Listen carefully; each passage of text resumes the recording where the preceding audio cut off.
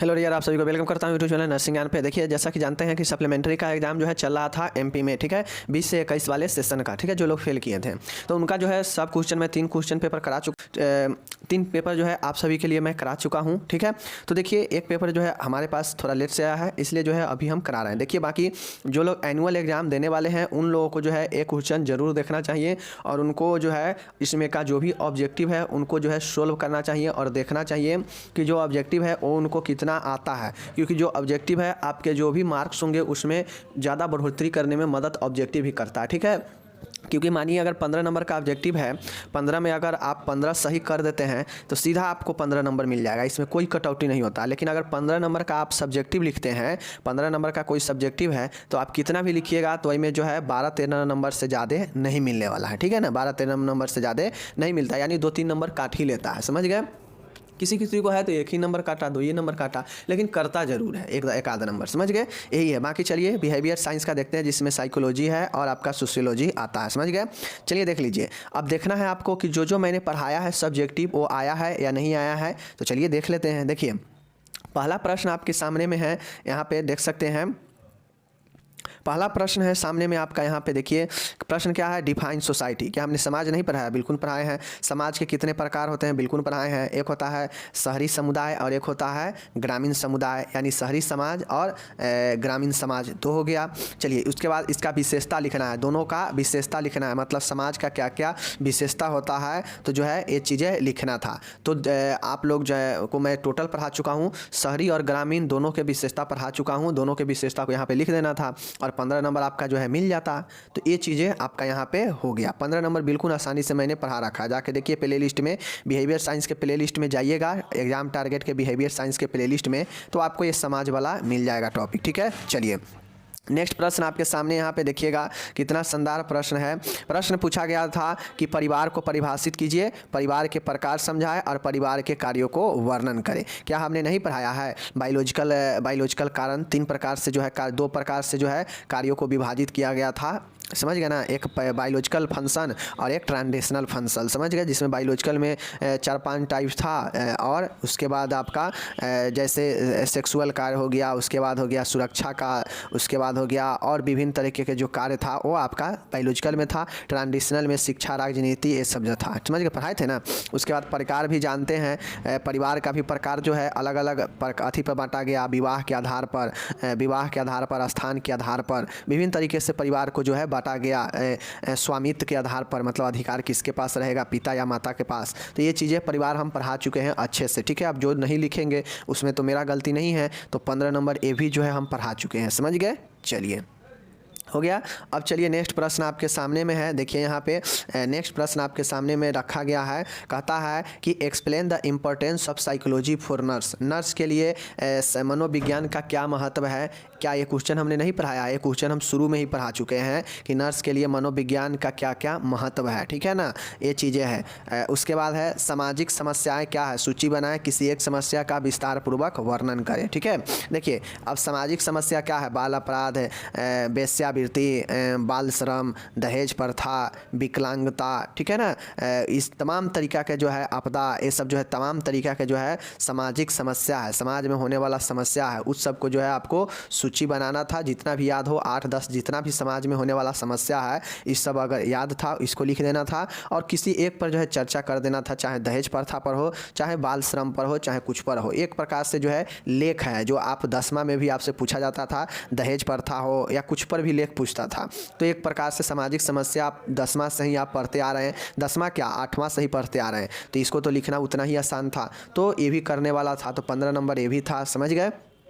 चलिए उसके बाद ये हम बता चुके हैं कि सामाजिक समस्या के ऊपर आप लोग चर्चा कीजिएगा। हम इसका एग्जैक्ट ये चीज़ें को हम लोग नहीं पढ़ाए हैं, जैसे ड्रग एडिक्शन हम लोग पढ़ाए हैं ना, ड्रग एडिक्शन मतलब लत, एल्कोहलिज्म, ड्रग एडिक्शन पढ़ाए हैं, मदिरापान, लत पढ़ाए हैं ना, ड्रग का लत, तो उसी चीज़ को यहाँ पे लिख देते, वो भी एक सामाजिक समस्या ही है, तो इसको ही लिख देते, वो तो हम पढ़ा ही चुके हैं, बाकी सूची बना देते, हो गया। तो 15 नंबर हम ये भी पढ़ा चुके हैं, समझ गए।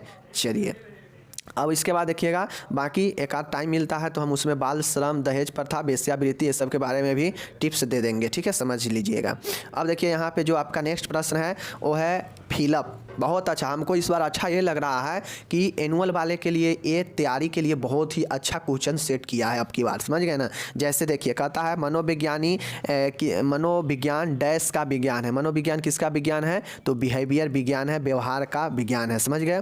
परिवार का सबसे छोटा रूप कौन सा है? तो एकल परिवार होता है, जो कि परिवार का सबसे छोटा रूप होता है। आप लोग जानते हैं एकल परिवार होता है, संयुक्त परिवार होता है, विस्तृत परिवार होता है, समझ गए ना।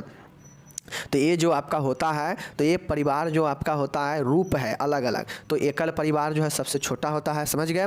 तीसरा है अतीत से सीखी गई बातें याद करना डैश कहलाता है। मतलब पहले कोई बात हम सीखे हैं उसको पुनः जो है फिर से याद करने को क्या बोलेंगे? तो उससे जो है हम लोग रिकॉल बोलते हैं, जिसको हम लोग क्या बोलेंगे?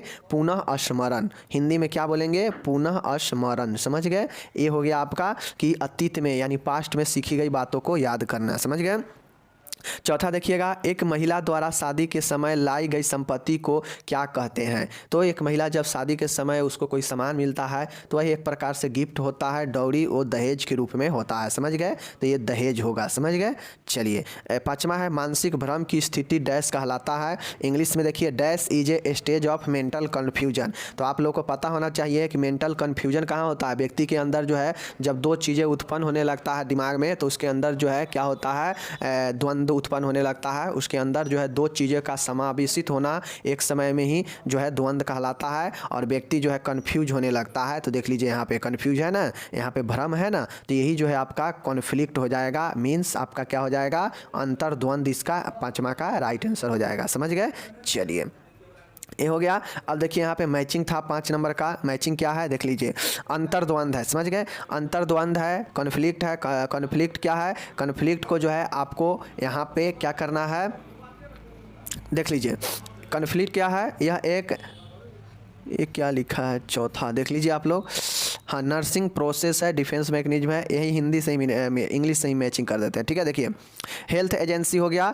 देखिए सबसे अच्छा चीज़ें है, आपको अगर एक आध मैचिंग ना आए ना तो पहले उनको मिला लीजिए जो आपको आता हो। तो चलिए हम भी इसी प्रकार से करते हैं। हेल्थ एजेंसी है तो हम यूनिसेफ हेल्थ एजेंसी है मिला दिए, ठीक है। उसके बाद देखिए प्रॉब्लम सोल्विंग, तो देखिए डिफेंस मैकेनिज्म क्या करता है? डिफेंस मैकेनिज्म आपका जो करता है वो आपका प्रॉब्लम सोल्व करता है, समस्या का समाधान करता है। कौन?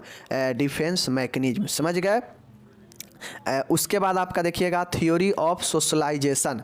फ्राइड थ्योरी जो होता है वो आपका थ्योरी ऑफ सोशलाइजेशन, समझ गए। उसके बाद आप लोग देखिए यहाँ पे मेंटली एबिलिटी है, समझ गए। मेंटली एबिलिटी जो होता है उसका मेमोरी एबिलिटी से रिलेटेड होगा, समझ गए। और नर्सिंग प्रोसेस जो है आपका कॉन्फ्लिक्स होगा, समझ गए। तो ये आपका राइट आंसर हो गया, 5 नंबर आपको मिल जाएगा यहाँ से, समझ गए। यहाँ पे हिंदी वाले देख लीजिए, हिंदी में कि जो रक्षात्मक प्रतिक्रिया है इससे समस्या समाधान होता है, ठीक है। सामाजिक करण के सिद्धांत फ्राइड थ्योरी हो जाएगा, ठीक है। उसके बाद है